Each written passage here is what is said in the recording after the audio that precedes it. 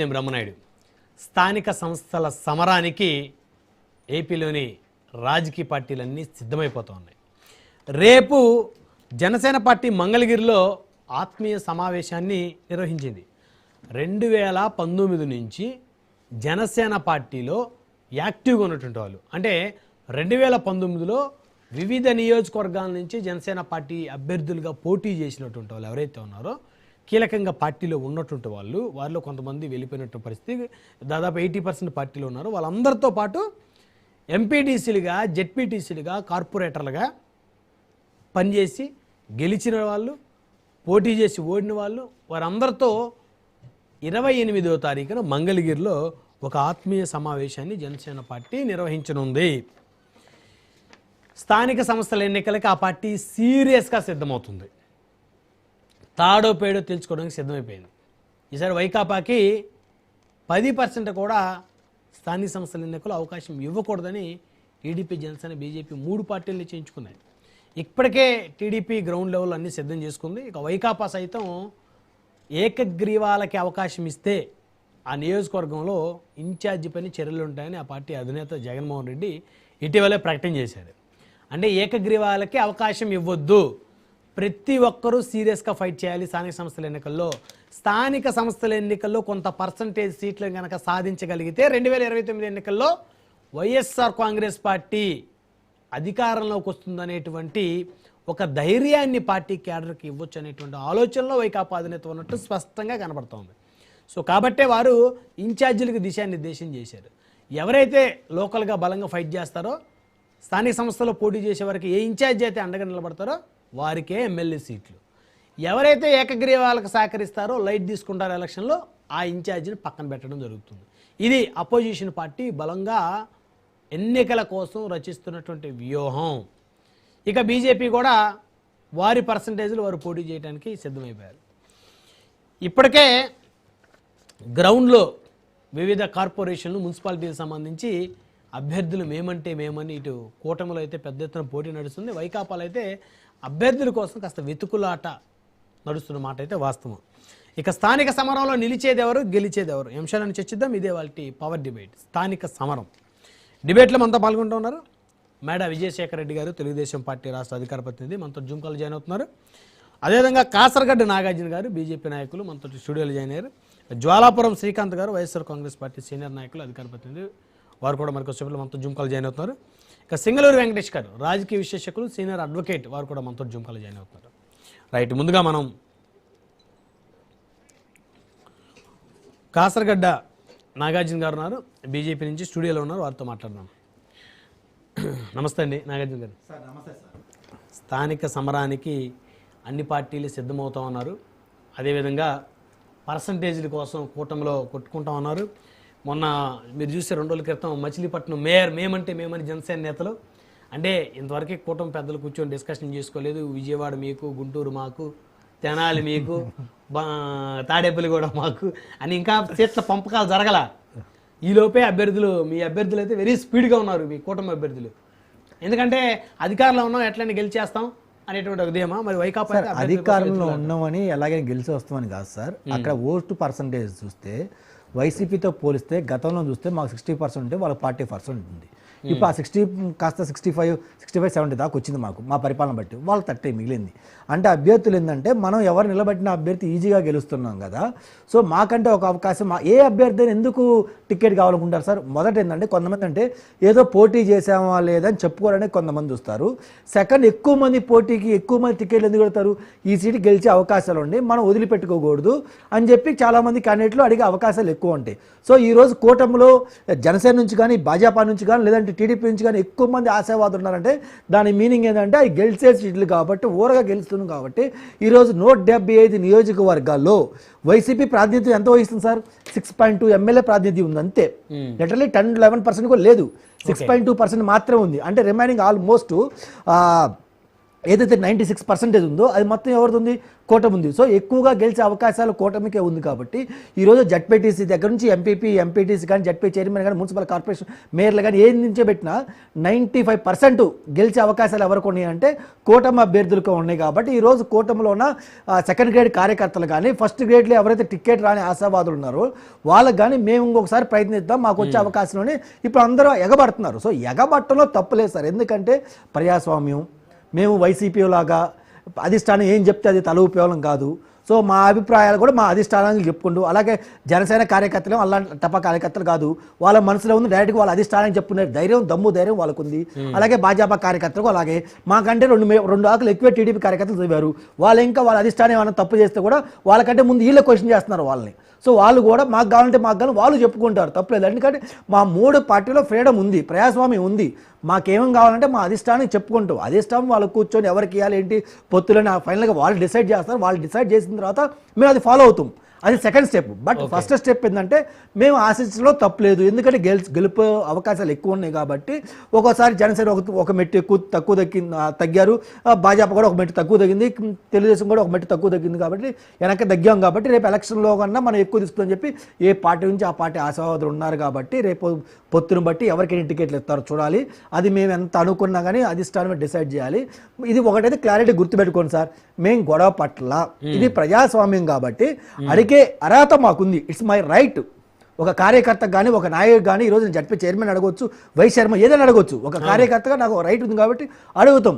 అధిష్టానం ఆ పదవికి కూటమిలో ఉన్న ఏదైతే కమిటీ 3 నేతలతో కమిటీ వేస్తారో వాళ్ళు ఈ పర్సన్ ఇది సూటబుల్లో కాదా, ఏ పార్టీ అయినా సరే, జనసేన నుంచి అయినా సరే, బీజేపీ నుంచి అయినా సరే, టీడీపీ నుంచి అయినా, ఈ ప్లేస్కి ఏ పార్టీ నుంచో పెడితే మనకు బాగుంటుంది, ఇంకోటి ఆచి చూసి చెక్ చేసిన తర్వాతే డిసైడ్ చేస్తారు. అంతవరకు కార్యకర్తలు ఆశపడతాం. బట్ మాకు కూడా అధిష్టానం చెప్పింది ఫైనల్ నిర్ణయం, మేము ఆగుతాం. అది కాబట్టి వైసీపీ మిత్రులు ఈరోజు తేల్చుకోవాలి. ఇందాక మీరు అన్నట్టు వాళ్ళు పోటీ చేయడానికి అభ్యర్థి లేకపోతే జగన్మోహన్ రెడ్డి గారు ఈరోజు ఒక మెట్టు దిగి అట్లీస్ట్ మీ అభ్యర్థులన్నా మీరే నిలబట్టండి, ఎమ్మెల్యేగా ఎవరైతే ఓడిపోయారో వాళ్ళని ట్రై చేయండి, లేదంటే వాళ్ళ కుటుంబం వాళ్ళు నిలబడమంటున్నారు. ఇక్కడ ఇప్పుడు సమ్ ఎక్సన్ నియోజకవర్గంలో ఒక ఎమ్మెల్యే ఓడిపోయారు చిత్తుగా, అయ్యా నువ్వు ఎమ్మెల్యేగా ఓడిపోయినా అట్లీస్ట్ కార్పొరేషన్ చైర్మన్ గా నిలబడయా, మున్సిపాలిటీ చైర్మన్ గా నిలబడయా, జడ్పీటీ చైర్మన్ గా నువ్వు ట్రై చేయవయా అని చెప్పి ఈరోజు జగన్మోహన్ రెడ్డి అట్లీస్ట్ వాళ్ళ ఓడిపోయిన ఎక్స్ ఎమ్మెల్యేలకు ఎక్స్ మినిస్టర్లకి దిశానిర్దేశం చేస్తున్నారు.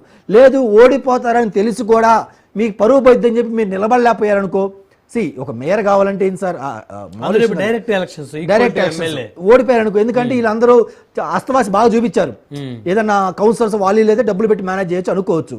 డైరెక్ట్ ఎలక్షన్ కాబట్టి ప్రజలు ఇదే వాళ్ళు ఓటేసి ఎంచుకుంటారు. కాబట్టి ఈ చెత్త పేపర్ లాస్ట్ టైం ఎలక్షన్లోనే పక్కనేసాం, మళ్ళీ చెత్త పేపర్ చెత్త మా ఇంట్లోకి వస్తుందని చెప్పి అసలు ఓటేరు, డిపాజిట్లు కూడా పోతాయి, మన పొరుగు పోయింది, మనకెందుకు లేని వాళ్ళు వెనకడుగు వేస్తుంటే ఈరోజు జగన్మోహన్ రెడ్డి గారు అయ్యా కనీసం మీరని నిలబడకపోతే మీ కుటుంబ సభ్యులు ఎవరో ఒకరైనా మీ చుట్టాల నిలబెట్టండి, పరువు కాపాడండి అని జగన్మోహన్ రెడ్డి ఈరోజు ఇదవుతున్నారు. సరే ఇదంతా ఉంటుంటే వాళ్ళ అభ్యర్థులు ఏమంటున్నారు, అయ్యా మీరు అధికారంలో 1000 కోట్లు తిన్నారు. ఫర్ ఎగ్జాంపుల్ కార్మూరికి మనం మీరు ఎంత భిక్ష వేశారు, 200 కోట్లు వేశారు. మీరు ఎంత సంపాదించారు, 3000 కోట్లు సంపాదించారు. సో మీరు మాకు బిచ్చాలేసారి తప్పించి మాకు పెద్ద సంపాదించుకుంది ఏంది ఒరిగింది ఏం లేదు కదా, ఏదో మహాయితీ నియోజకవర్గం 200-300 కోట్ల కన్నా ఎక్కువ మీరు సంపాదించుకోలేదు, మీరు 1000 కోట్లు వెనకేసుకున్నారు కదా, మీరన్నట్టే అభ్యర్థి నిలబెడతాం చేస్తాం, మాకు ఆర్థికంగా సాయం చేస్తారా అనే క్వశ్చన్ ఈరోజు అభ్యర్థులు అడుగుతున్నారు సార్. ఆర్థికంగా సాయం చేయడానికి జగన్మోహన్ రెడ్డికి వెనకడిగేస్తున్నారు. ఆయన ఒకటే అంటున్నాడు, ఆర్థికంగా సాయం అడిగేటట్టయితే మీరు నా దగ్గర రావద్దు, ఎవరో అంతేగా సార్ వైసీపీ ఇన్ఛార్జ్కి ఫోన్ చేయండి సార్, లైవ్లో ఒకరు తీసుకోండి, ఈరోజు అదే చెప్తున్నారు, లైవ్లో ఉన్నా అని చెప్పకుండా మీరు ఫోన్ చేయండి, ఏంటి మీ నాయకుడిని ఆర్థికంగా సాయం చేయమని అడిగారంట కదా, మరి ఆయన సాయం చేస్తా అన్నాడా, మరి సజ్జలు ఏమన్నాడు, ఇంకోటి వాళ్ళు చెప్తారు. ఈరోజు జగన్మోహన్ రెడ్డి గారు అయితే సజ్జలు అడగమన్నాడు, సజ్జలు అడిగితే రేపు రాండి రా అన్నాడు, ఫోన్ లిఫ్ట్ చేయట్లా. ఇప్పుడు అభ్యర్థులు ఎవరు నిలబెట్టాలి, ఆ సర్పంచ్ కానీ ఇంకో జడ్పీటీసీ ఎంపీటీసీ ఈరోజు లక్షల్లో సార్, మీరు నమ్మరు ఎమ్మెల్యే కంటే ఫిస్టేజ్గా ఈరోజు సర్పంచ్ తీసుకున్నాడు సార్. ఒక సర్పంచ్ 50 లక్షల కోట్ల రూపాయలు కూడా ఖర్చు పెట్టడానికి ఈరోజు రెడీగా ఉన్నాడు వాడు గెలవడానికి. మరి కార్యకర్త ఈ డబ్బు మొత్తం ఎవరు ఇస్తారు, అది సమస్య కదా. ఇప్పుడు వాడు ఓడిపోయే అభ్యర్థి వాడు ఎలా పోటీ చేస్తాడు, ఇప్పుడు మన ఊరుంది అనుకోండి, మన వైసీపీ అనుకోండి, మనల్ని గట్టిగా ఎమ్మెల్యే పోటీ చేయండి అని చెప్పి నిలబెట్టాడు అనుకోండి, ఫిస్టేజ్కి పోయినా 10 రూపాయలు మనం ఖర్చు పెట్టుకోవాలి కదా, ఖర్చు పెట్టుకొని ఇది కాదు కదా, మరి ఖర్చు పెట్టుకుని ఎలా గెలము, ఖర్చు పెట్టుకున్న తర్వాత ఓడిపోయిన తర్వాత ఈ డబ్బులు ఎవరేస్తారు. అందుకే ఈ రోజు నాయకులు ఏమంటున్నారంటే కాదు టీడీపీ జనసేన వాళ్ళు ఖర్చు పెట్టుకుని గెలుస్తారు కదా, అవసరం లేదు. ఈ రోజు అవసరం లేదు. ఈ రోజు అవసరం లేదు సార్. 40% ఓటు బ్యాంక్ ఉంది సార్ టీడీపీకి, అలాగే 10-15% జనసేనకు ఉంది సార్, మాకు 4-5% ఉంది సార్, మొత్తం 60% మేము అవుతున్నాం కదా సార్. ఈ రోజు మాకు డబ్బులు అవసరం లేదు సార్, మాకు అవసరం లేదు, మేము ఈజీగా గెలుస్తున్నాం. వాళ్ళ పరిస్థితి ఏంది సరే. ఇక్కడ రెండు ఉంటాయి సార్, డబ్బులు పెట్టి గెలుస్తానన్నా గెలిచిన ఆనందం ఉంటే కార్యకర్త నాయకుడు చాలు, అమ్మా ఎలాగో డబ్బులు పోతే పోయి ముందు గెలిచాక గౌరవం ఉంది 10 ఉంది అనుకుంటాడు. కానీ డబ్బులు పెట్టి ఓడిపోవడానికి ఎవరు ముందుకు వస్తారు చెప్పండి, ఎవరు ముందుకు వస్తారు? అదే ఈరోజు జగన్మోహన్ రెడ్డి గారు వాళ్ళ ఎమ్మెల్యేలు ఎక్స్ఎమ్మెల్యేలు అడుగుతుంటే జగన్మోహన్ రెడ్డి గారు అందుబాటులో ఉండట్లా, మళ్ళీ తాడేపల్లి ప్యాలెస్ పోతున్నారు. ఇప్పుడు నిలబెట్టాలంటే ఎవరు నిలబెడతారు? ఆ బడ్డీని ఎవరు తీసుకోవాలి? ఇన్ఛార్జ్ తీసుకుంటారా? దాంతోపాటు జగన్మోహన్ రెడ్డి గారు ఏమంటున్నాడు అంటే, ఒక మాట అన్నాడు సార్, నాకు నవ్వు వచ్చింది లెటర్లీ. నాయకులు అంటే ప్రజలకి దగ్గరలో ఉండాలని ఒక పెద్ద జోక్ వేసి మళ్ళీ తాడేపల్లి ప్యాలెస్ పారిపోయాడు మా అన్న.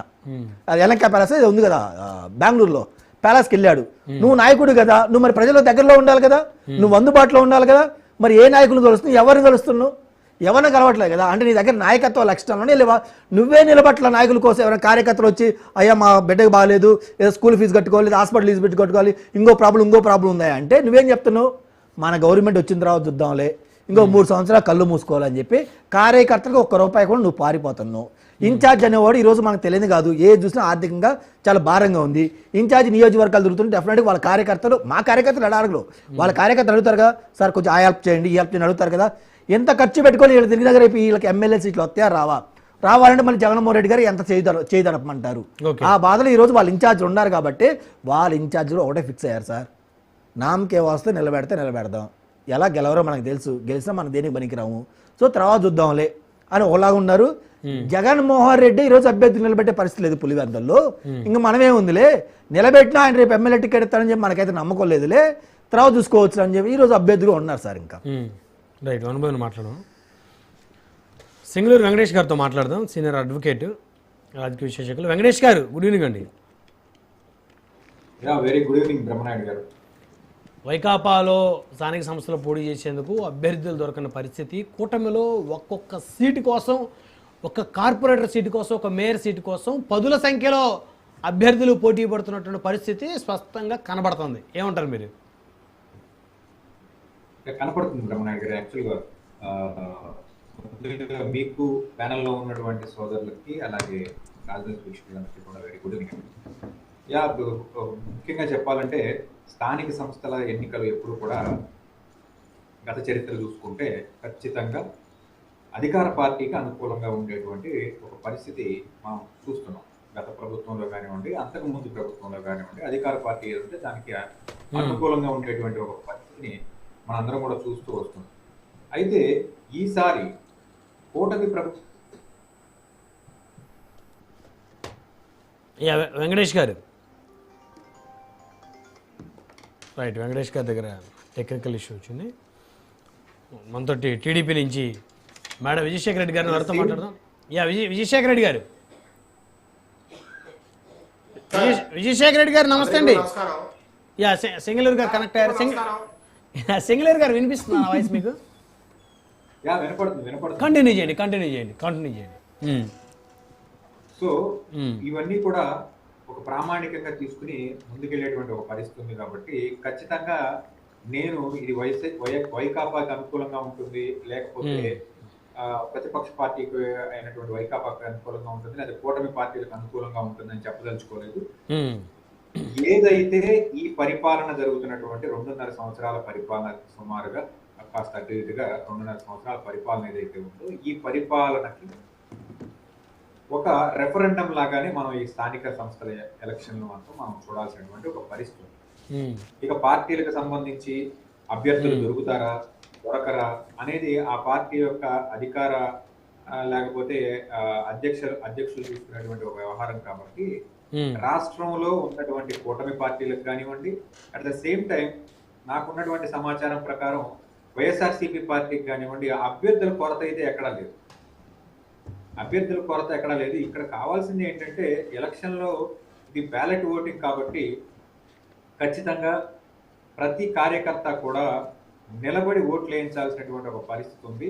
దీనికి సమయార్థం చేయడానికి వైకాపా అధ్యక్షులు వారు ఏం చెప్తున్నారంటే ఖచ్చితంగా ఇక్కడ ఎట్టి పరిస్థితుల్లో ఏ ఒక్క సీటు కూడా ఏకగ్రీవం అవడానికి అవకాశం లేకుండా మీరు ప్రభుత్వం పైన పోరాటం చేయండి, ఎన్నికల్లో నిలబడండి అని చెప్తున్నారు. ఓకే. గతంలో ఉన్నటువంటి పరిస్థితులు మనం ఇంతకుముందు డిబేట్ లో కూడా ఏం చెప్పారంటే కూటమి నేతలు అప్పుడు ఉన్నటువంటి అధికారంలో ఉన్నటువంటి వైకాపా ప్రభుత్వం యొక్క పరిపాలన వల్ల లేకపోతే ఎలక్షన్ చేసిన విధానం వల్ల అప్పుడు ఉన్నటువంటి తెలుగుదేశం పార్టీ కానివ్వండి, రిమైనింగ్ పార్టీలు కానివ్వండి ఎన్నికలకి దూరంగా ఉన్నాయి, స్థానిక సంస్థల ఎన్నికలకి దూరంగా ఉన్నాయని చెప్తున్నారు. అటువంటి పరిస్థితి లేకుండా ఇప్పుడు ప్రజాస్వామ్యబద్ధంగా పరిపాలన ఉంటుంది, ఎన్నికలు కూడా ఉంటాయి. కాబట్టి ఇప్పుడు అందరూ కూడా పోటీ చేసేటువంటి ఒక పరిస్థితి ఉంది. ఖచ్చితంగా మేము కూడా కూటమి పార్టీ యొక్క పరిపాలనకి రెఫరెండం గానే దీన్ని తీసుకుంటున్నాం అని చెప్పేసి అధికార పార్టీ వారు కూడా చెప్తున్నారు. కాబట్టి ఖచ్చితంగా ప్రజల తీర్పు ఎటువైపు ఉంటుంది అనేది చూడడానికి అందరూ కూడా వేచి చూసేటువంటి ఒక పరిస్థితి. అంటే మీకు నమ్మకం ఉందా ఎలక్షన్స్ సక్రమంగా జరుగుతాయి, పారదర్శకంగా జరుగుతాయి అనేటువంటి నమ్మకం మీకుందా సార్ ఈ గవర్నమెంట్ మీద? సార్ ఒకటైతే చెప్తాను సార్, ఎలక్షన్లు ఏ రకంగా జరిగినా, పారదర్శకంగా జరిగినా లేకపోతే ఏకపక్షంగా జరిగినా ప్రజలు అందరూ కూడా విఘ్నులయ్యి చూస్తానికి ఈరోజు సిద్ధంగా ఉన్నారు. వీరు చేసేటువంటి పరిపాలన కానివ్వండి, వీరు చేసేటువంటి హామీల అమలు కానివ్వండి, ప్రజల్లో ఉన్నటువంటి భావావేశాలని వ్యక్తపరచడానికి ఖచ్చితంగా ప్రజలు ఓటు అనే ఆయుధంతో సిద్ధంగా ఉన్నారు. అది కూటమి పార్టీలకు రెఫరెండంగా ఉంటుందా, వాళ్ళ యొక్క పరిపాలనకు రెఫరెండంగా ఉంటుందా, లేకపోతే సూపర్ 6 హామీలలో ఉన్నటువంటి లోటుపాట్లు ఎత్తి చెప్పే విధంగా ఉంటుందా అనేది చూడాల్సినటువంటి పరిస్థితి ఉంది. Okay okay right, one by one మాట్లాడదాం. మనతోటి కార్బంచి రమేష్ గారు కూడా జాయిన్ అయ్యారు వైఎస్ఆర్సీపీ నుంచి. మేడం విజయశేఖర రెడ్డి గారితో మాట్లాడదాం టీడీపీ నుంచి. విజయశేఖర రెడ్డి గారు గుడ్ ఈవినింగ్ అండి. సార్ గుడ్ ఈవినింగ్ సార్, అందరికీ కూడా నమస్కారం. సిద్ధమయ్యారా స్థానిక సంస్థలకి?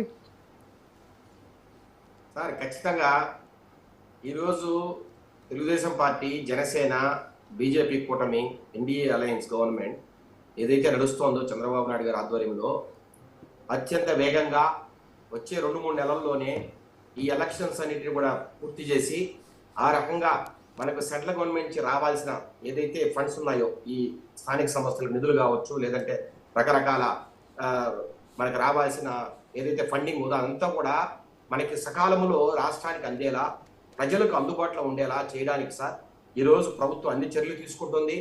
దాంతో భాగంగానే ఈరోజు బీసీ రిజర్వేషన్లకు 34%కు జీవో ఇవ్వడం కావచ్చు, అట్లాగే రకరకాలుగా ఈరోజు అసెంబ్లీలో మొన్న స్థానిక సంస్థల బిల్లుకు అమెండ్మెంట్ ఇవ్వడం కావచ్చు, ఈరోజు మున్సిపల్ చైర్మన్లకు కావచ్చు, అట్లాగే మేయర్లకు కావచ్చు, ఎంపీపీలకు కావచ్చు, జిల్లా పరిషత్ చైర్మన్లకు కావచ్చు, అందరికీ కూడా ఈ ఓటింగ్ ఏదైతే ఉందో ఎంపీటీసీలు ఎన్నుకోకుండా లేదంటే కౌన్సిల్ ఎన్నుకోకుండా నేరుగా ప్రజలే ఎన్నుకునే విధంగా వాళ్ళను ఈరోజు ఒక అద్భుతమైన సంస్కరణ తీసుకురావడం కావచ్చు. ఇవన్నీ కూడా సార్ ప్రజల కోసం, ప్రజల మేలు కోసం, స్థానిక సంస్థలను బలోపేతం చేయడం కోసమే. దాంట్లో భాగంగానే పవన్ కళ్యాణ్ గారి ఆధ్వర్యంలో పంచాయతీరాజ్ శాఖ కావచ్చు, అట్లాగే రాబోయే రోజుల్లో సార్ నేను ఇప్పుడే వింటున్నా, రేపటి రోజు నామినేషన్లు కూడా ఆన్లైన్ లో వేసే విధంగా, ఆన్లైన్ లో కూడా ప్రజలకు అందుబాటులో ఉండే విధంగా, నామినేషన్లు వారికి వేయడానికి వెసులుబాటు కల్పించే విధంగా కూడా ప్రభుత్వం ఈరోజు ప్రణాళిక రచిస్తోందని ఇప్పుడు ఈ మధ్య కాలంలో వింటున్నాం. ఈ రకంగా మీరు చూస్తే సార్ పాజిబుల్ అవుతుందా సార్? ఆన్లైన్ లో నామినేషన్ పాజిబుల్ అవుతుందా? ఉంది సార్, ఆల్రెడీ ఎమ్మెల్యే ఎలక్షన్ కూడా ఉందనుకుంటా సార్. ఓకే కంటిన్యూ చేయండి సార్. ఇప్పుడు ఈ రోజు మీరు చూస్తే పవన్ కళ్యాణ్ గారి ఆధ్వర్యంలో ఈ స్థానిక సంస్థలకు ఒక నూతన ఉత్తేజం కలిగించడానికి, అట్లాగే రాబోయే రోజుల్లో మరింతగా బలోపేతం చేయడానికి కూడా ఈ రోజు కూటమి సర్కారు ప్రయత్నం చేస్తోంది సార్. కానీ కొన్ని ఈ మధ్య కాలంలో మనం కొన్ని చూస్తే బీసీ రిజర్వేషన్ల మీద తాండవ యోగేష్ అనే ఈ వైసీపీకి సంబంధించిన ఒక లాయర్ కావచ్చు, అడ్వకేట్ కావచ్చు, ఆయన హైకోర్టు తలుపు తగ్గడం కావచ్చు, అట్లాగే సార్ లేళ్ల అప్పిరెడ్డి ఎవరైతే ఇలా కార్యాలయ కార్యదర్శి ఉన్నారో ఎమ్మెల్సీ లేళ్ల అప్పిరెడ్డి సార్ పూర్తయిన తర్వాతనే సార్ ఏదైతే నడుస్తోందో కార్యక్రమం అది పూర్తయిన తర్వాత ఎలక్షన్ నడపాలని ఆయన గొప్పగా హైకోర్టుకి వెళ్ళడం. ఈ రకంగా సార్ వైసీపీ ఈ రోజు నిజంగా భయపడుతోందా, బెదిరిపోతోందా, ఎలక్షన్లకు నిజంగా సిద్ధంగా లేదా, లేదు ఈ రకంగా ఈ రోజు ఇన్ఛార్జిని బెదిరించడం కావచ్చు, లేదంటే సరైన పరిస్థితి వాళ్ళకు బాగా లేకపోవడం కావచ్చు, ఈ రోజు పార్టీ చాలా నిర్లిప్తంలో ఉండడం కావచ్చు.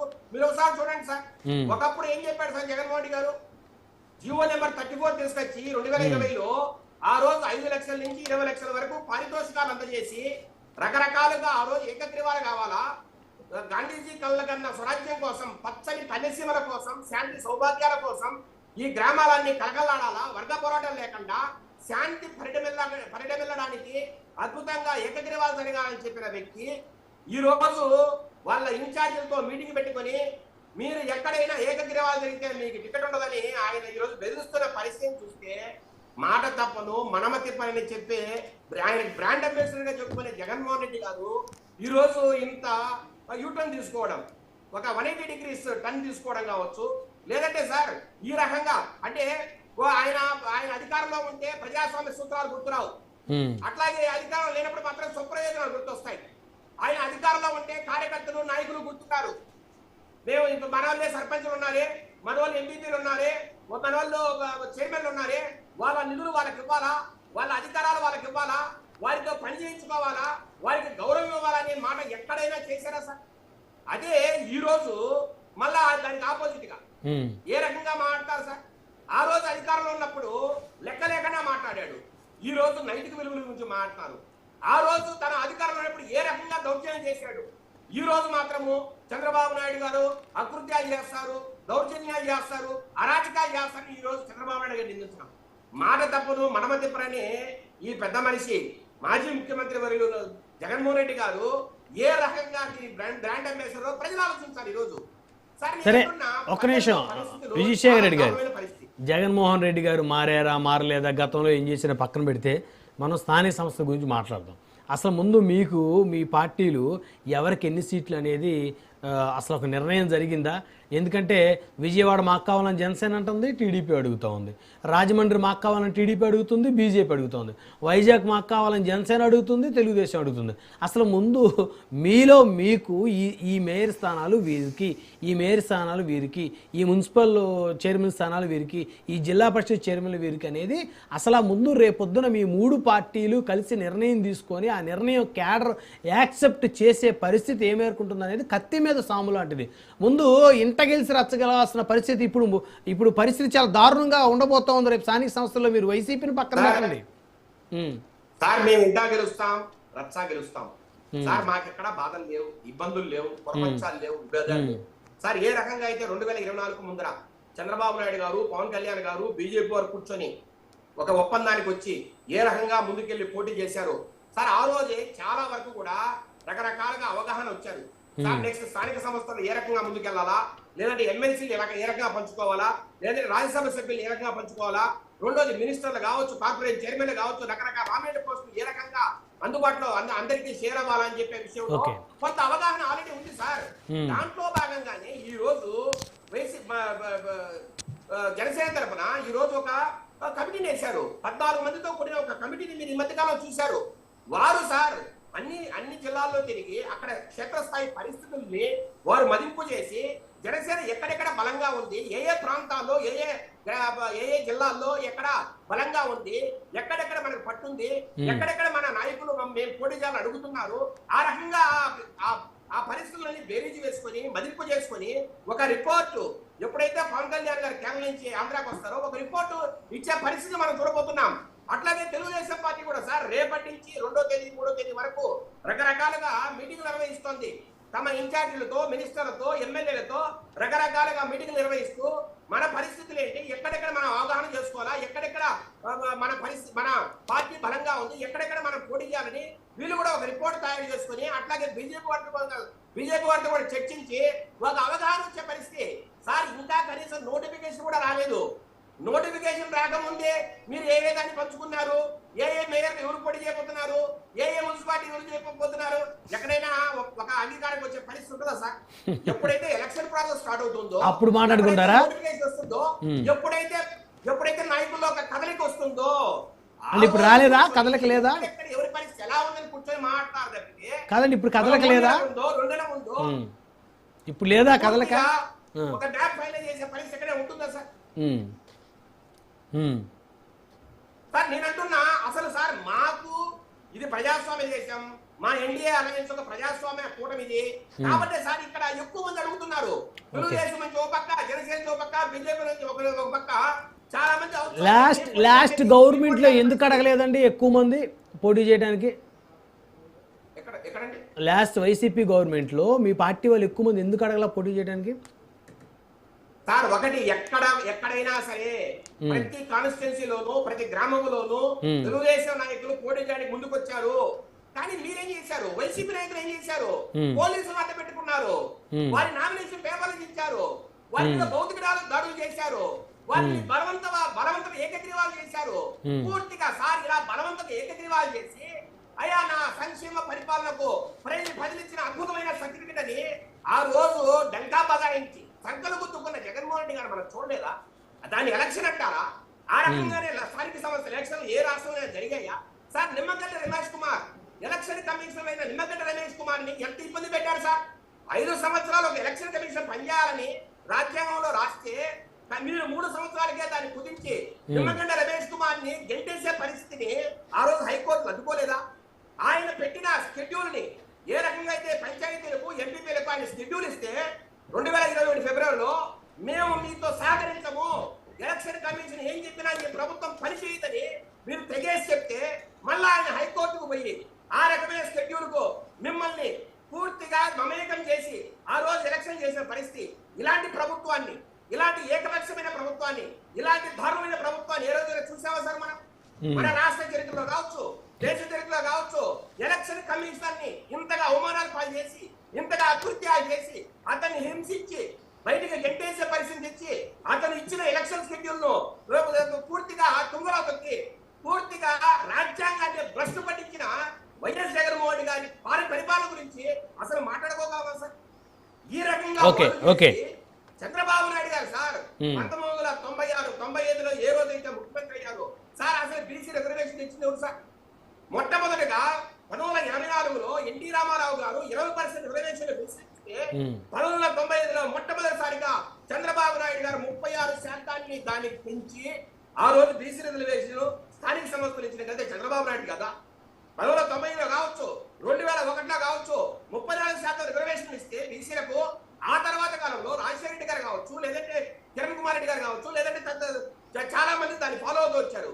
ఎప్పుడైతే 2010లో ఎప్పుడైతే doctor K Krishnamurthy versus union of India ఏదైతే సుప్రీంకోర్టులో కేసు నడిచిందో, ఏదైతే 5 సభ్యుల ధర్మాసనం రకరకాలుగా ఈ ట్రిపుల్ టెస్ట్ రిక్వైర్మెంట్స్ ఏదైతే పెట్టిందో, ఎప్పుడైతే 50% ఈ రిజర్వేషన్ పెంచకూడదని క్యాప్ పెట్టిందో అక్కడ నుంచి సమస్యలు స్టార్ట్ అయ్యాయి. రైట్, వన్ బై మాట్లాడదాం.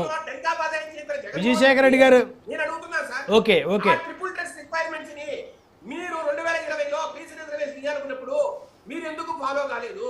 ఎందుకు డెడికేషన్ కమిషన్ మీరు పెట్టలేదు?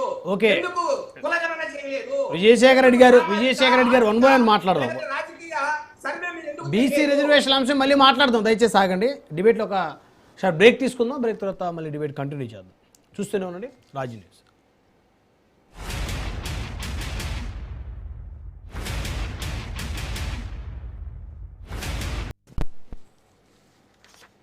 Welcome back. రైట్, ఇక మనతోటి జూమ్ కాల్ జాయిన్ అయ్యారు వైఎస్ఆర్ కాంగ్రెస్ పార్టీ నుంచి కారుమంచి రమేష్ గారు. గుడ్ ఈవినింగ్ అండి. రమేష్ గారు వినిపిస్తుందా నా వాయిస్ మీకు? వినపడుతుందండి, చెప్పండి. స్థానిక సంస్థల్లో వైకాపాకి పోటీ చేయడానికి అభ్యర్థులు కరువవుతున్న పరిస్థితి ఉందనేది కూటమి వాదన. తమకు మాత్రం ప్రతి సీటుకి 10 మంది మినిమం అభ్యర్థులు పోటీ పడుతున్నారు. బ్రహ్మనాయుడు గారు, మీకు ప్యానల్ ఉన్న సభ్యులకు అలాగే రాజ్ న్యూస్ ప్రేక్షకులందరికీ కూడా వెరీ గుడ్ ఈవినింగ్ అండి.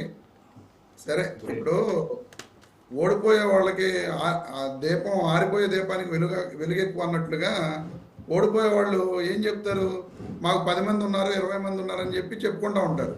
అలా చెప్పుకోకపోతే ఈ రోజున వాళ్ళు 3 పార్టీలు కలిపి ఉన్నారు. 3 పార్టీలు కలిపి ఉన్నప్పుడు వాళ్ళకే ఎవరు పోటీ చేయాలి ఏంటి అనేది ఈ రోజుకి తెగలేదు.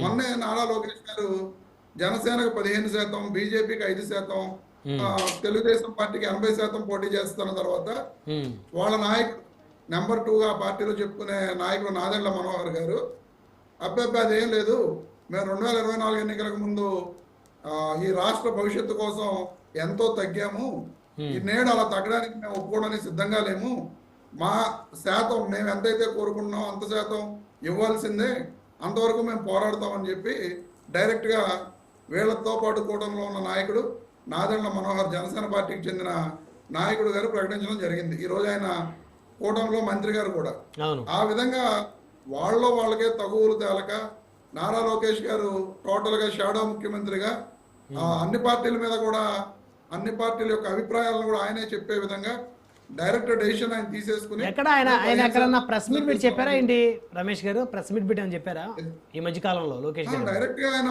పార్టీ వాళ్ళ తెలుగుదేశం పార్టీ నియోజకవర్గ స్థాయి మీటింగ్ లో చెప్పారండి. ఓకే, నియోజకవర్గ స్థాయి మీటింగ్ లో నారా లోకేష్ గారు డైరెక్ట్ గా చెప్పారు, పర్సంటేజ్ మనం 80% సీట్లలో పోటీ చేస్తాం, 15% సీట్లలో జనసేన పోటీ చేస్తుంది, 5% సీట్లలో బీజేపీ పోటీ చేస్తుంది అని చెప్పి డైరెక్ట్ గా నారా లోకేష్ గారు వాళ్ళ పార్టీ నియోజకవర్గ మీటింగ్ లో చెప్పడం జరిగింది. ఆ చెప్పిన తర్వాత ఆంధ్రజ్యోతి పత్రిక దాన్ని ప్రముఖంగా ప్రచురించిన తర్వాత నాదెండ్ల మనోహర్ గారు ఖండించడం జరిగింది. సో ఇదంతా కూడా ఏమీ దాపరికం లేదు, ఎవరు కూడా మసిపూసి మారేడుకాయ చేసి అబద్ధాలు చెప్పే వ్యవహారం కాదు. ఎందుకంటే నారా లోకేష్ గారికి జనసేన పార్టీకి ఉన్న బలం ఎంతో లేదా టీడీపీకి ఉన్న బలం ఏంటో తెలిసి మాకు ఇంత బలం ఉందని చెప్పి ఆయన ఊహించుకుని చెప్పడం జరిగింది. మరి ఈ రోజున టీడీపీకి అంత బలం ఉంటే గతంలో 2021లో స్థానిక సంస్థల ఎన్నికలు జరిగినప్పుడు వీళ్ళు స్థానిక సంస్థల ఎన్నికల్లో బహిష్కరించిన పరిస్థితిని మనం అందరం కూడా చూసాం. కానీ వీళ్ళు పెట్టిన పేరేంటి? అబ్బే పోలీసులను ఉపయోగించి దౌర్జన్యాలు చేశారు, అది చేశారు, ఇది చేశారు అని చెప్పి వీళ్ళు చెప్తున్నారు. అటువంటి ఇన్సిడెంట్స్ జరిగినాయి. నాకు తెలిసి 2 or 3 ఇన్సిడెంట్స్ నాకు తెలిసి ఇంకెక్కడో జరగల. ఎవరో వీళ్ళు చెప్పుకుని ఈ రోజు కూడా గొప్పగా చెప్పుకుని అంజిరెడ్డి తాత అని చెప్పి నారా లోకేష్ గారు చెప్తారు కదా, అక్కడ కూడా ఇన్సిడెంట్ జరిగింది ఒకటైతే వీళ్ళు దాన్ని హైలైట్ చేసి వాళ్ళకి ఫేవర్ గా మాట్లాడుకోవడం అనేది వాళ్ళకున్న మీడియా బలంతో వాళ్ళు చేస్తారు, అది అందరికీ తెలిసిందే. ఆ రోజున నిజంగా తెలుగుదేశం పార్టీకి ఈ రాష్ట్రంలో స్థానిక సంస్థల ఎన్నికల్లో పోటీ చేసేటంత బలం ఉంటే మరి ఆ రోజున మేము పోటీ చేయమని చెప్పి చంద్రబాబు నాయుడు గారు వెనుచూపు ఎందుకు పారిపోయారండి? ఎక్కడ పారిపోయారు? వాళ్ళు బహిష్కరించారండి ఆ రోజు. అదే బహిష్కరించడం అంటే ఏంటి? ప్రభుత్వం పరిస్థితి వాళ్ళకి అర్థం కాక పారిపోయారు వాళ్ళు. ఎందుకు బహిష్కరించాలి? ఇప్పుడు ఎన్నికల్లో ప్రజాస్వామ్యంలో ఎన్నికలు అనేవి ఒక పద్ధతి. ఆ ఎన్నికలు జరిగే దాంట్లో ప్రతి పార్టీ కూడా పార్టిసిపేట్ చేయాలి. గెలుపోవటంలో సహజం. ఇప్పుడు ఈ రోజున మా పార్టీ 2024 అసెంబ్లీ ఎన్నికల్లో పోటీ చేసాం, ఓడిపోయామని చెప్పి మేము పోటీ చేయకుండా ఉన్నాం కదా, రేపు పొద్దున మళ్ళీ పోటీ చేస్తాం. గెలుపోవడం అనేవి సహజం. కానీ ఆ పద్ధతిని స్పోర్టివ్ గా తీసుకోలేక చంద్రబాబు నాయుడు గారు ఆ రోజున ఎన్నికల నుంచి పారిపోయిన విషయం, తెలుగుదేశం పార్టీ పారిపోయిన విషయం ఈ రాష్ట్ర ప్రజలందరికీ కూడా తెలుసు. ఈ రోజున నారా లోకేష్ గారు మంత్రిగా ఉన్నారు, షాడో ముఖ్యమంత్రిగా వ్యవహరిస్తున్నారు కాబట్టి 3 పార్టీల యొక్క అభిప్రాయం ఇదే అభిప్రాయం అన్నట్లుగా ఆయన నిర్ణయం తీసేసుకుని చెప్పిన తర్వాత వచ్చిన వ్యవహారాన్ని కూడా ఇప్పటి వరకు మనం చెప్పుకోవడం జరిగింది. రేపొద్దున్న వీళ్ళు చెబుతున్నట్లుగా 10 మంది అభ్యర్థులు ఉన్నది తెలుగుదేశం పార్టీకి కాదండి. 3 పార్టీలు వీళ్ళు పోటీలు పడుతున్నారు కాబట్టి మాకు అంతమంది అభ్యర్థులు ఉన్నారు, ఎంతమంది అభ్యర్థులు ఉన్నారు అని చెప్పి వీళ్ళు చెప్పుకుంటున్నారు. నిజంగా తెలుగుదేశం పార్టీ ఒంటరిగా పోటీ చేసినా, జనసేన ఒంటరిగా పోటీ చేసినా, బీజేపీ ఒంటరిగా పోటీ చేసినా ప్రస్తుతం ఉన్న పరిస్థితుల్లో ఈ రాష్ట్రంలో అన్ని స్థానాల్లోనూ కూడా పోటీ చేయలేని పరిస్థితి ఈ కూటమి పార్టీలది. సో తెలుగుదేశం, జనసేన, బీజేపీ కూటమి పార్టీల యొక్క పరిస్థితి అది. ఇక వైఎస్ఆర్ కాంగ్రెస్ పార్టీ గురించి చెప్పడం జరిగింది. జగన్మోహన్ రెడ్డి గారు క్లియర్ గా 2013లో మీకు గుర్తుందో లేదో, పార్టీ పెట్టిన 2 సంవత్సరాలకే ఆ రోజు జరిగిన అన్ని స్థానిక సంస్థల ఎన్నికల్లో పంచాయతీలు కానీ, సొసైటీలు కానీ, ఎంపీటీసీలు కానీ, జెడ్పీటీసీలు కానీ, ఎంపీపీలు, జెడ్పీ చైర్మన్ అన్ని స్థానిక సంస్థల ఎన్నికల్లో పోటీ చేయడం జరిగింది. ఆ రోజున కూడా ఆర్గనైజేషన్ అనేది పూర్తిగా ఫామ్ అవునే పరిస్థితిలో ఉన్న పార్టీ అప్పుడు వైఎస్ఆర్ కాంగ్రెస్ పార్టీ. అయినా సరే ఆ రోజుల్లో కూడా గణనీయంగా స్థానిక సంస్థల ఎన్నికల్లో పోటీ చేసి గణనీయమైన సీట్లు సంపాదించడం జరిగింది. ఇక ఆ తర్వాత 2014 నుంచి 19 మధ్య జరిగిన ఎన్నికలు తెలుసు. 19లో అధికారంలోకి వచ్చిన 21లో మళ్ళీ స్థానిక సంస్థల ఎన్నికలు జరిగినాయి. వైఎస్ఆర్ కాంగ్రెస్ పార్టీ ప్రతి స్థానంలోనూ పోటీ చేసింది. ఈ రోజు కూడా ఇప్పుడు వీళ్ళు ఏం చెప్తున్నారండి, ఇందాడ విజయసాగర్ రెడ్డి గారు మాట్లాడుతూ అధికారంలో ఉండగా జగన్మోహన్ రెడ్డి గారు జీవో రిలీజ్ చేశారు, ఏకగ్రీవం అయితే ఎంత నజరానా ఇస్తామని చెప్పి చెప్పడం జరిగిందని చెప్పి జీవో నెంబర్లతోటి ఆయన చెప్పడం జరిగింది. అసలు ఏకగ్రీవం అయితే నజరానాలు ఇవ్వడం అనేది ఈ రోజు ఉన్న సాంప్రదాయం కాదు. జగన్మోహన్ రెడ్డి గారు కొత్తగా సాంప్రదాయం తీసుకొచ్చి ఏం పెట్టలా. గతం నుంచి ఉన్న సాంప్రదాయాన్నే జగన్మోహన్ రెడ్డి గారు కూడా ఫాలో అయ్యారు, ఏకగ్రీవం అయితే ఇస్తామని చెప్పడం జరిగింది. ఈ రోజున జగన్మోహన్ రెడ్డి గారు ఎక్కడైనా ఏకగ్రీవం అయితే ఎమ్మెల్యే మీద చర్యలు తీసుకుంటానని చెప్పిన దాన్ని వీళ్ళు దాంతో పోల్చి చూపుతూ కాదు, ఎందుకు తీసుకుంటారు ఎమ్మెల్యే మీద చర్యలు? ఒక పంచాయతీలో ఆ గ్రామస్తులు అందరూ కలిసి ఎలక్షన్ జరిగితే గొడవలు అవుతాయి, అనవసరంగా డబ్బులు ఖర్చు, ఎవరో ఒకరిని మంచి వ్యక్తిని మనం ఏకగ్రీవంగా ఎన్నుకుందామని చెప్పేసి అందరూ కూడా తీర్మానం చేసుకొని ఒకరి చేత నామినేషన్ వేపిస్తే ఒక పంచాయతీలో అప్పుడు ఆ ఇన్ఛార్జి మీద జగన్మోహన్ రెడ్డి గారు చర్యలు తీసుకుంటారా? ఆ గ్రామంలో తీసుకున్న నిర్ణయానికి బ్రహ్మనాయుడు గారు గతంలో ఉన్న రాజకీయాలు నేడు లేవు. ఈ రోజు ఉన్న రాజకీయాలు ప్రతిదీ కూడా పార్టీ పరంగా జరిగిపోతున్నాయి. ఎందుకంటే పంచాయతీలు ఎక్కడా కూడా ఎవరైనా సరే ఒక పంచాయతీలో ఒక సర్పంచ్గా పోటీ చేస్తున్న వ్యక్తి ఏదో ఒక పార్టీ ఖచ్చితంగా ఎఫిలియేట్ అయిపోయి ఆ పార్టీ మద్దతుతో పోటీ చేస్తున్నాడు తప్ప ఎక్కడా కూడా ఏకగ్రీవం అవుతున్న సందర్భాలలో కూడా ఈ రోజు ఇప్పుడు ఉన్న ప్రస్తుత రాజకీయాలలో ఏదో ఒక పార్టీకి ఎఫిలియేట్ అయిపోయి ఉంటున్నారు తప్ప ఎవరో కూడా మంచి వ్యక్తిని మనం ఎన్నుకుందాం. ఈ రోజున మీరు చెప్తున్నారు, మాట్లాడుతున్నారు, మీరు ముందుకు రండి. ఈ రోజున ఎన్ని చోట్ల ఎన్ని పంచాయతీలలో నిజంగా తెలుగుదేశం, వైసీపీ లేదా జనసేన, బీజేపీకి సంబంధం లేకుండా ఉన్న వ్యక్తులని సెలెక్ట్ చేసుకుని వాళ్ళని మేము పంచాయతీ సర్పంచ్గా నిలబెడతామని చెప్పి అక్కడ జరుగుతుందో, మీరు రాష్ట్ర వ్యాప్తంగా ఉన్న 13,000 పంచాయతీలలో ఒక్క పంచాయతీలో అయినా సరే గెలిచిన సర్పంచ్ ఏ పార్టీకి ఎఫిలియేట్ కాకుండా ఉన్నాడు అనేది మీరు నిరూపించగలరా? ఎక్కడా కూడా నిరూపించారు కాబట్టి జగన్మోహన్ రెడ్డి గారు ఆ విధంగా చెప్పడం జరిగింది. ఇంకో విషయం ఏంటంటే జగన్మోహన్ రెడ్డి గారు ఆ విధంగా చెప్పడంలో ఉన్న ముఖ్య కారణం క్లియర్ గా జగన్మోహన్ రెడ్డి గారే చెప్పడం జరిగింది. రేపొద్దున 2029 ఎన్నికల్లో అసెంబ్లీ ఎన్నికలు జరిగితే ఈ రోజున మీరు క్యాడర్ కి భరోసాగా ఉండి వాళ్ళ వెంట మీరు నడిస్తే రేపొద్దున వాళ్ళందరూ కూడా మీ వెంట నడిచే ఇది ఉంటుంది, వాళ్ళందరూ కూడా ఉత్సాహంతో ముందుకు సాగుతారు అనే ఉద్దేశంతో జగన్మోహన్ రెడ్డి గారు మీరందరూ కూడా క్యాడర్కి సపోర్ట్ చేసి వాళ్ళందరినీ బలపరిచి స్థానిక సంస్థల ఎన్నికల్లో వారికి అండాదండగా ఉండండి అని చెప్పి చెప్పడం జరిగింది. ఎందుకంటే రేపొద్దున ఈ స్థానిక సంస్థల ఎన్నికల్లో క్యాడర్కి అండగా లేని నియోజకవర్గ ఇన్ఛార్జ్ అయినా ఎమ్మెల్యే అయినా అతన్ని రేపొద్దున మళ్ళీ మేము గెలిపిస్తే అతను గెలిచిన తర్వాత క్యాడర్గా అండగా ఉంటాడు అనేది ఏ విధంగా నమ్మశక్యంగా ఉంటుందండి? ఉండదు. కాబట్టి జగన్మోహన్ రెడ్డి గారు ఈ రోజున ఆ స్థానిక నియోజకవర్గ ఎమ్మెల్యేలను కానీ ఇన్ఛార్జీలు కానీ మీరు కార్యకర్తలకి నాయకులకి అండగా ఉండండి, వాళ్ళందరినీ కూడా మీరు గెలుపుబాటులో పయనించేటట్టు చేస్తే రేపొద్దున వాళ్లే మిమ్మల్ని ఎమ్మెల్యేగా లేదా ఎంపీగా గెలిపిస్తారని చెప్పి చెప్పడం జరిగింది. ఇంకొక విషయం విజయసాగర్ రెడ్డి గారు మాట్లాడుతూ ఆన్లైన్ నామినేషన్ల గురించి మాట్లాడటం జరిగింది. మరి విజయసాగర్ రెడ్డి అన్న గారికి తెలుసో తెలీదో ఆన్లైన్ నామినేషన్స్ అనేవి ఈ రోజు కొత్తగా పెట్టినవి కాదు, గతంలో కూడా ఉన్నాయి. ఆ రోజున ఏం జరిగిందంటే ఆన్లైన్లో నామినేషన్ ఎంట్రీ చేసినా సరే ఫిజికల్గా వాళ్ళు ఆ ఫామ్ తీసుకొచ్చి రిటర్నింగ్ ఆఫీసర్ ఎవరైతే ఉంటారో వాళ్ళకి అందజేయవలసిన అవసరం ఉన్నది. మరి ఈ రోజు కొత్తగా మేము సంస్కరణ తీసుకొస్తున్నామని చెప్పి విజయసాగర్ రెడ్డి గారు చెప్తున్నారు. కాబట్టి ఆన్లైన్లో నామినేషన్ వేసిన తర్వాత ఫిజికల్గా ఫామ్ అందజేసే ఆ విధానం లేకుండా తెలుగుదేశం పార్టీ కానీ కూటమి ప్రభుత్వం కానీ నిర్ణయం తీసుకుంటుందా అనేది రెడ్డి గారు చెప్పాల్సిన బాధ్యత ఉంది. అంతేకాకుండా ఇంకొక చిన్న విషయం అండి, నిమ్మగడ్డ రమేష్ గారి గురించి మాట్లాడటం జరిగింది. వైఎస్ఆర్ కాంగ్రెస్ పార్టీ నిమ్మగడ్డ రమేష్ గారిని చాలా దారుణంగా మాట్లాడారు, అల్లరి చేయడం జరిగిందని చెప్పి. మరి ఇదే నిమ్మగడ్డ రమేష్ గారు పార్క్ హయత్ హోటల్లో ఎన్నికలకు ముందు సుజనా చౌదరి గారిని ఎందుకు కలిశారు? ఆ రోజు ఎన్నికల్లో దీన్ని నోటిఫికేషన్ ని విడుదల చేసే ముందు పార్క్ హయత్ హోటల్లో సుజనా చౌదరిని కలవడంలో ఉన్న ఆంతర్యం ఏమిటి? నిమ్మగడ్డ రమేష్ గారు సీక్రెట్ గా వెళ్ళి ఎందుకు కలిశారు? కలిశారు కాబట్టి ఆ రోజున అధికారంలో ఉన్న వైఎస్ఆర్ కాంగ్రెస్ పార్టీ కానీ వైఎస్ఆర్ కాంగ్రెస్ పార్టీ నాయకులు కానీ నిమ్మగడ్డ రమేష్ అనే వ్యక్తి తెలుగుదేశం పార్టీ కోవర్ట్ అని చెప్పి చెప్పడం జరిగింది. ఈ విషయాలన్నింటినీ దాచేసి మా విజయసాగర్ రెడ్డి అన్న గారు అబ్బాయి తప్పులన్నీ వైఎస్ఆర్ కాంగ్రెస్ పార్టీ చేసింది, మేము చాలా సచ్చీలురం, కూడా చాలా కరెక్ట్ గా ముందుకు వెళ్తాం. సమయం తక్కువ ఉంది రమేష్ గారు, వన్ బై కంక్లూజన్ తీసుకుందాం. నాగార్జున గారు కంక్లూజన్. సో మిత్రులు చాలా చక్కగా మాట్లాడారు సార్. మాట్లాడతా కొన్ని మాటలు మాట్లాడలేండి. ఇప్పుడు ఇందాక సింగనూరి వెంకటేష్ గారు మాట్లాడుతా లోకల్ బాడీ ఎలక్షన్స్ అనేది డెఫినెట్ గా రూలింగ్ పార్టీకే ఫేవర్ గా వస్తాయి. దానికి మనం అనుకున్నా కదనుకున్నా కాదని ఇది వాస్తవం. ఫేవర్ గా వచ్చినంత మాత్రం నెక్స్ట్ ఎలక్షన్ గెలుస్తామా గెలదని కూడా చెప్పలేదు.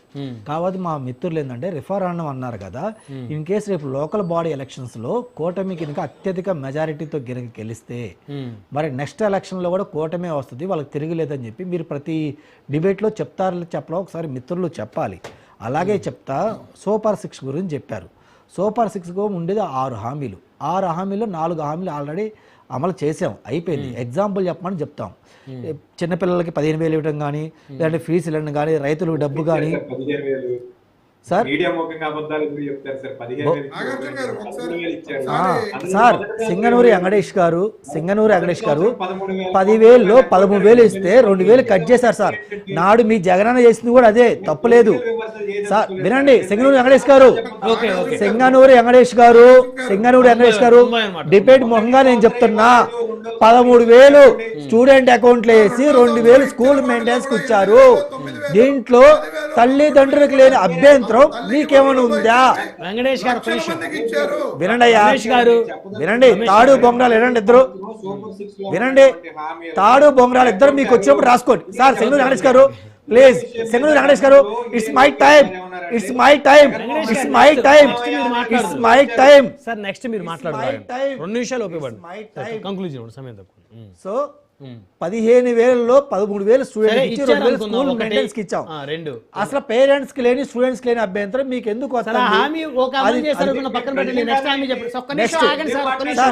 ఫ్రీ సిలిండర్స్ అనేది 3 ఫ్రీ సిలిండర్స్ అనేది ఇచ్చారు మీ దగ్గర. సింగనూరి వెంకటేష్ గారు పలాని ఊర్లో వైసీపీ గొంతుక మీ గొంతుక ఏం పర్లా. సింగనూరి వెంకటేష్ గారు పలాని ఊర్లో పలాని పిల్లగాడికి పలాని బిడ్డకి పలాని బిడ్డకి తల్లికి 100 రాలేదని చెప్పి మీ దగ్గర లిస్ట్ ఉంటే చెప్పండి మాకు, మేము నిజంగా వాళ్ళకి ఎందుకు రాలేదని చెప్తూ, ఒకవేళ వాళ్ళకి నిజంగా అన్ని ఎలిజిబిలిటీ ఉండి రాకపోతే ఇప్పుడు తీసుకెళ్ళి నేను ఇప్పిస్తా, వాళ్ళ గవర్నమెంట్ ఇవ్వదు, నా చేతిలో నేను ఇస్తా, మీకేమైనా అభ్యంతరమా? మీ దగ్గర లిస్ట్ ఉంటే చెప్పండి, మీ దగ్గర లిస్ట్ ఉంటే పేరు చెప్పండి సార్. ఏముందాడా నాగార్జున గారు చెప్పండి సార్. దాంతో పాటు రామనాయుడు గారు 4 హామీలు ఏంటి నేను అడుగుతా ఉన్నాను, మధ్యలో మీరు డిస్టర్బ్ చేస్తాను. పంపిస్తాను, మీరు 13,000 వేపిస్తారో చెప్పండి సార్, చెప్పండి, బయట పెట్టండి, మీ అఫీషియల్ వేయండి. మీకు దమ్ము ధైర్యం ఉంటే స్టూడెంట్ పేరు డీటెయిల్స్ రేపొద్దున మీరు పెట్టండి, మీరు అఫీషియల్ పెట్టండి, మేము తీసుకుంటాం. మీరు అఫీషియల్ పెట్టండి సార్, మేము తీసుకుంటాం. మీ దగ్గర లిస్ట్ ఉందా? వాగొద్దు, డిబేట్లకు వచ్చి తప్పుడు మాట్లాడకూడదు సార్. ఇంకోటి సార్, మీరేం చెప్పారు ఇందాక ఒక చక్కని మాట చెప్పారు. ఏం చెప్పారు? జగన్మోహన్ రెడ్డి గారు ఏకగ్రీవం చేయమని చెప్పి ఇన్ఛార్జ్ దిశానిర్దేశం చేశారు కదా, చేయొద్దు అని, ఏకగ్రీవం చేయొద్దు అని చెప్పి దిశానిర్దేశం చేశారు. మీరు ఒక మాట అన్నారు కదా, ఏదన్నా ఒక విలేజ్ లో పెద్దలు మొత్తం కూర్చొని మాట్లాడి ఏకగ్రీవం చేస్తే పార్టీలకి ఏమి నొప్పి? ఏ పార్టీకి ఏమి నొప్పి సార్? వాళ్ళ గ్రామంలో ఏకగ్రీవం చేయాలా చేయకూడదు వాళ్ళ తీర్మానం తీసుకుంటే వాళ్ళ మీద జగన్మోహన్ రెడ్డి గారి యొక్క ఇన్ఫ్లుయెన్స్ ఎందుకు? అంటే కార్యకర్తలు 2గా డివైడ్ అయ్యి, ఒకటి ఎన్డీఏ కార్యకర్తలు, వైసీపీ కార్యకర్తలు డివైడ్ అయ్యి కొట్టుకొని ఆ పంచాయతీ అభ్యర్థి వెనక ఏదో ఒక రాజకీయ పార్టీ ఇన్ఫ్లుయెన్స్ ఉంటుంది కదా. అందరు కూర్చొని డెసిషన్ తీసుకున్నప్పుడు మీరేంటి నేనేంటి సార్? మీరేంటి నేనేంటి? అందరు కూర్చొని డిసైడ్ అయితే మీరేంటి నేనేంటి? ఏం మాట్లాడుతున్నారో వీళ్ళు డిబేట్లకు వచ్చి. ఏమయ్యా నీకు సబ్జెక్ట్ ఉందా అంటే బాధపడతావు, కానీ నేను మాట్లాడితే ఇన్ని రాసుకోని దగ్గర సబ్జెక్ట్ తర్వాత చెప్పు, సొల్లు కబుర్లు చెప్పొద్దు. నేను చెప్పిన తర్వాత సబ్జెక్ట్ ఉంటే రాసుకొని తర్వాత చెప్పు. ఎందుకు ఎగబడతావు? ఎందుకు దెయ్యం పట్టులాగా ఎగబడతావు? నేనేమంటున్నాను, ఒక గ్రామంలో డిసైడ్ అవుతారు. జగన్మోహన్ రెడ్డి ఎవరికి యాక్షన్ తీసుకోవడానికి, దాని మీద జగన్మోహన్ రెడ్డి ఎవరు యాక్షన్ తీసుకోవడానికి, ఒక గ్రామంలో డిసైడ్ అయితే జగన్మోహన్ రెడ్డి ఎవరు యాక్షన్ తీసుకోవడానికి. ఇంకోటి ఒక ఎగ్జాంపుల్ చెప్తా, ఒక ఎగ్జాంపుల్ చెప్పి క్లోజ్ చేస్తా. క్లోజ్ చేస్తా. వీళ్ళు ఎవరు మాట్లాడుతూ చెప్పండి. ఒక ఎగ్జాంపుల్ చెప్పి క్లోజ్ చేస్తా. ఒక ఎగ్జాంపుల్ చెప్పి క్లోజ్ చేస్తా. వీళ్ళు ఎవరిని మాట్లాడుతుందని చెప్పండి సార్. ఒక వాళ్ళు పల్నాడు జిల్లా ఉమ్మడి గుంటూరులో శాల్జాపురం అనే మండలంలో సార్ ఒక జడ్పీటీసీ అభ్యర్థి నామినేటానికి వెళ్తారు, ఇదే వైసీపీ ఎమ్మెల్యే అతనికి భయపెట్టి గంజా కేసులు పెడతారు, ఆ కేసులు ఈ కేసులు పెడతారు, హార్ట్ అటాక్ దగ్గర చనిపోయేలా చేశాడు సార్. ఆయన చనిపోయిన తర్వాత ఈసీ ఎలక్షన్ కమిషను ఆ యొక్క జడ్పీటీసీ ఎలక్షన్ పోస్ట్ పోన్ జరిగితే తర్వాత 6 నెలలకు 9 నెలలకు ఎలక్షన్ జరిగితే తెలుగుదేశం పార్టీ కానీ బీజేపీకి ఇండైరెక్ట్గా మద్దతు ఇచ్చి జనసేన మద్దతు ఇచ్చి ఆ రోజు వాళ్ళ భార్యకి ఇస్తే ఆమె మంచి మెజారిటీతో గెలిచింది సార్. చాల్యాపురం మండలం వినుకొండ నియోజకవర్గం Okay. పల్నాడు సింగిల్ జిల్లా వెంకటేష్ గారు, ఉమ్మడి గుంటూరు. conclusion మీ దగ్గర డీటెయిల్స్ లేకపోతే నేను ఆగండి, ఇచ్చా, రాసుకొని ఆగండి, చెప్పండి. అది మన జగన్ వెంకటేష్ గారిది దరిద్రం. కూడా ఉమ్మడి గుంటూరు జిల్లానే. వెంకటేష్ గారు బ్రహ్మనాయుడు గారు, కంక్లూజన్ ఉంది. ఒక పక్కన కూటమి ప్రభుత్వం చాలా సక్సెస్ఫుల్ గా మా ముఖ్యమంత్రి గారిని కానివ్వండి, ఉప ముఖ్యమంత్రి గారిని కానివ్వండి, లోకేష్ గారిని కానివ్వండి ఎదురు ప్రొజెక్ట్ చేస్తూ సూపర్ 6 సూపర్ హిట్ అనే కార్యక్రమాలను చేస్తుంటే మేము ఇంకా ఇందులో 4 చేసాము, ఆ రెండింటిని చేయలేకపోతున్నాము, లేకపోతే చెయ్యాలి, భవిష్యత్తులో చేస్తామని చెప్తారేంటి? ఇంకానే చెప్పడం అయిపోలేదు సార్. అదే ఆ తప్పుడు తీసుకోవద్దు, ఆ తప్పుడు ఇన్ఫర్మేషన్ తీసుకోవద్దు. నేను 4 కంప్లీట్ అయిపోయినాయి, మిగిలిన 2 ఎన్ని కంప్లీట్ అయిపోయినాయి, ఎంతో కంప్లీట్ కావచ్చు నేను చెప్పబోతుంటే మీరు నన్ను ఆపారు. ఈ రోజు అతను తప్పుడు వారు తీసుకున్నారు, అది తప్పు, అది తప్పు. సింగనూరు గారు తప్పు. ఊడిగం చేయొద్దు, మరీ ఊడిగం చేయొద్దు సార్. ఊడిగం చేయండి, మరీ మీరు ఊడిగం చేయొద్దు. ఊడిగం చేయండి, మరీ ఊడిగం చేయకూడదు. ఈ రోజు సూపర్ 6 లో 20 లక్షల ఉద్యోగాలు మేము ఎలా ఇస్తాం ఈ వద్దు కూడా చెప్పబోతుంటే మీరు నన్ను ఆపారు. తప్పేవారు ఈ రోజు తప్పుడుగా ఎలా తీసుకున్నాడు? ఓకే ఓకే కంక్లూజన్ ఉంది సార్. సూపర్ 6 లో 20 లక్షల ఉద్యోగాలు ఎలా ఇవ్వబోతున్నామో వారు చెప్పబోతుంటే మీరు అడ్డుపడ్డారు, వారు చెప్తున్నారు. కంక్లూజన్ ఉంది. వెంకటేష్ గారు, వెంకటేష్ గారు వినపడుతుందా నా వాయిస్ మీకు?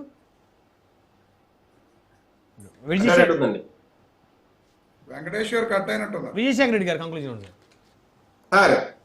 సార్ ఒకటైతే వాస్తవం, అద్భుతమైన పథకాలతో 1,50,000 కోట్ల రూపాయలు ఈ 2 సంవత్సరాల్లో ప్రజలకు డీబీటీ పథకాల ద్వారా దగ్గర చేసిన కూటమి ప్రభుత్వం, అద్భుతమైన రీతిలో ముందుకు సాగుతున్న కూటమి పార్టీలు, అట్లాగే ప్రజల నుంచి ఒక పాజిటివ్ రెస్పాన్స్. ఒక పక్క 151 సీట్లు 11కు పడిపోయి పునారిల్లుతున్న వైసీపీ, కేవలం ప్రెస్ మీట్లకే పరిమితం అయ్యి బెంగళూరు పాలస్ లో నివసిస్తున్న జగన్మోహన్ రెడ్డి గారు పూర్తిగా గత 2 సంవత్సరాల నుంచి ఇంట్లోకి పరిమితం అయ్యి పార్టీలో ఎక్కడా యాక్టివిటీ సరిగా చేయక పూర్తిగా ఇళ్లకు పరిమితమైన ఇన్ఛార్జీలు వెరసి ఈ రోజు ఖచ్చితంగా కూటమి ప్రభుత్వం అద్భుతమైన ఘన విజయం సాధిస్తుందని, వారు వన్ సైడ్ అవుతుందని జగన్మోహన్ రెడ్డి గారికి ఇంటర్నల్ సర్వేలో తెలిసిన దరిమిలా ఈ రోజు ఎవరినో ఒకటి బలిపశువు చేయాలా, అట్లా ఇన్ఛార్జీలన్నా బలిపశువు చేయాలా, లేదంటే చంద్రబాబు నాయుడు గారు దౌర్జన్యాలతో, అకృత్యాలతో, అరాచకాలతో పోలీసులను పెట్టి బెదిరించి మరీ గెలిచారన్నా ఆయనన్నా చెప్పాలి. ఈ రకరకాల రీజన్స్ ఆయన వెతుక్కుంటున్నారు. దాంట్లో భాగంగానే ఇన్ఛార్జీలను పాయింట్ చేస్తున్నారు, వాళ్ళని అటాక్ చేస్తున్నారు. సార్ ఇంకో మాట చెప్పరా మీకు, దీన్ని ఉపయోగించుకొని, ఏకగ్రీవాలను ఉపయోగించుకొని రేపటి రోజు ఏ ఇన్ఛార్జీలు అయితే తనకు ఇష్టం లేకుండా కొనసాగుతున్నారో, తన నెత్తి మీద పెట్టుకుని భరిస్తున్నారో అలాంటి వ్యక్తులందరినీ బయటికి పంపడానికి దీన్ని పావుగా వాడుకుంటున్నారు జగన్మోహన్ రెడ్డి గారిని. అన్ని పార్టీల నియోజకవర్గ ఇన్ఛార్జీలు నెత్తి మీద గుదిబండ్ల తయారవుతారు. ఒక్క వైసీపీ కాదు, జనసేనలో ఉన్నారు, అలాగే గుదిబండలాగా ఉన్నటువంటి ఇన్ఛార్జీలు టీడీపీలో ఉన్నారు, బీజేపీలో కూడా ఉన్నారు. సార్ ఒకటి సార్, ఏ ఇన్ఛార్జీలు అయితే ఒకప్పుడు ఎమ్మెల్యేలుగా ఉన్నారో వాళ్ళు ఏమేమి అరాజకాలు చేశారు, ఎంతెంత డబ్బులు సంపాదించారు, ఎంతెంత దుర్మార్గాలు చేసేవారు మాజీలయ్యారనేది వాళ్ళ నాయకత్వానికి కావచ్చు, వాళ్ళ నాయకులు కావచ్చు ఖచ్చితంగా తెలుసండి. ఇప్పుడు ఖచ్చితంగా వీళ్ళందరినీ ఇళ్ళకి సాగనంపాలంటే ఇటీవలే కదా మీ పార్టీ తంబలపల్లి ఇన్ఛార్జిని మార్చింది, మీ పార్టీ తంబలపల్లి ఇన్ఛార్జిని మార్చింది ఇటీవలే కదా. అంటే మీ పార్టీ ఒక ఇన్ఛార్జి తప్పు చేశాడనేది మీ అధ్యక్షులే తంబలపల్లి ఒకటే కాదు సార్, తంబలపల్లి ఒకటే కాదు, ఈ మధ్య కాలంలో 10-12 ఇన్ఛార్జీలు మార్చాం సార్. ఎక్కడైతే నాయకుల విశ్వాసాలకు కావచ్చు, ఆశయాలకు కావచ్చు, ఆశలకు కావచ్చు అనుగుణంగా ఎవరైతే పనిచేయరో వాళ్ళని ఖచ్చితంగా పక్కన పెడతాం. మీ ఎమ్మెల్యే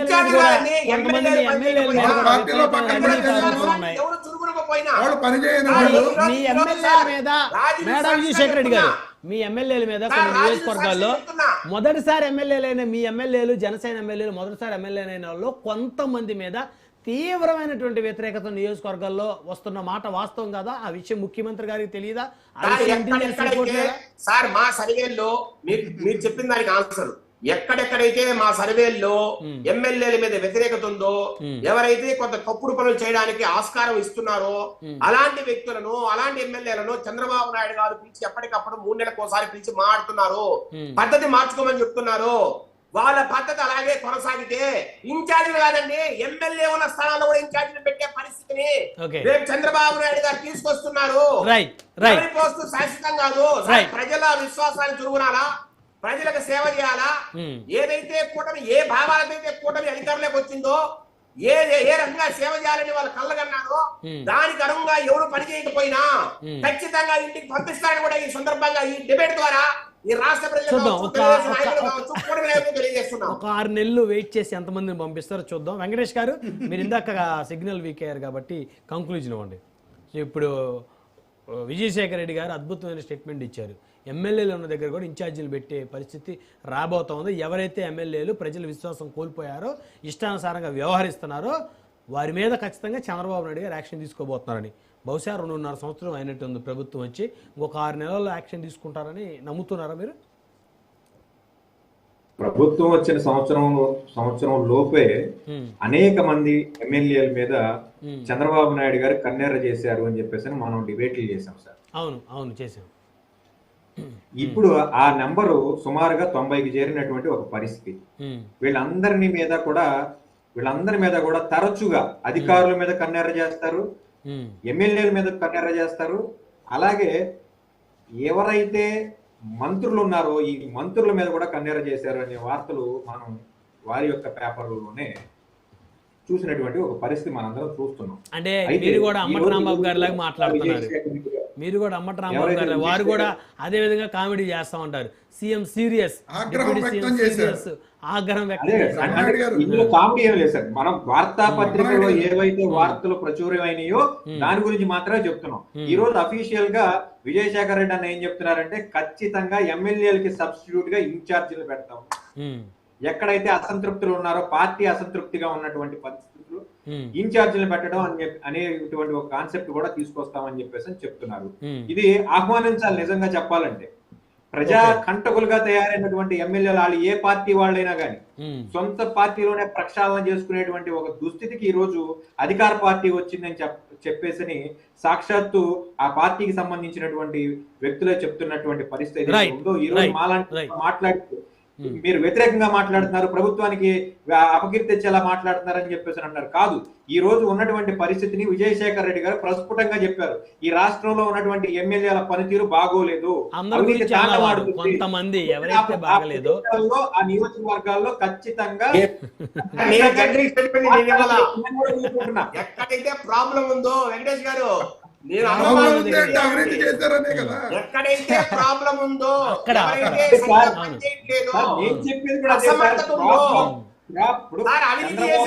సింగనూరు గారు సార్,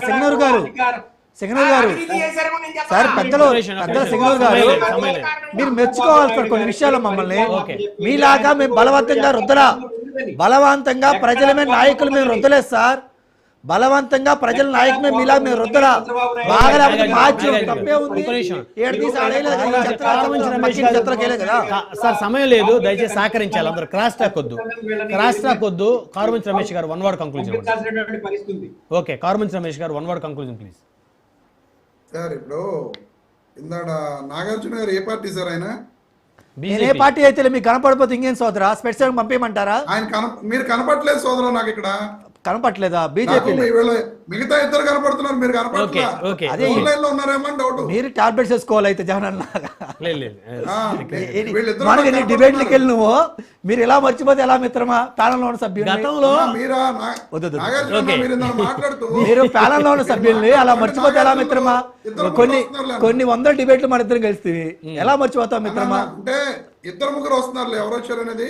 అదే మీరు మాట్లాడుతూ దమ్ము ధైర్యం ఉంటే అని చెప్పి మాట్లాడటం జరిగింది. మీరు ఒంటరిగా పోటీ చేసి దమ్ము ధైర్యం గురించి మాట్లాడితే మేము కూడా మీ వెంట అర్రే. మీరు మాట్లాడే మాటలు అదే నేను మన డిబేట్ లో కూడా చెప్పా, రాజశేఖర రెడ్డి గారు కూడా మొదటిసారి ముఖ్యమంత్రి కూటమితో అయ్యాడు ఆయన. సో ఆయన దమ్ము ధైర్యం లేదా మీరు ఒప్పుకుంటున్నారా? ఆయన దమ్ము లేని నాయకులు మీరు ఒప్పుకుంటున్నారా? చెప్పండి. ఎంత హాస్యాస్పదం. వైసీపీ అధికార ప్రతినిధి రాజశేఖర రెడ్డి గారు దమ్ము ధైర్యం లేక కూటమిగా వచ్చాడని మీరు ఒప్పుకుంటున్నారా?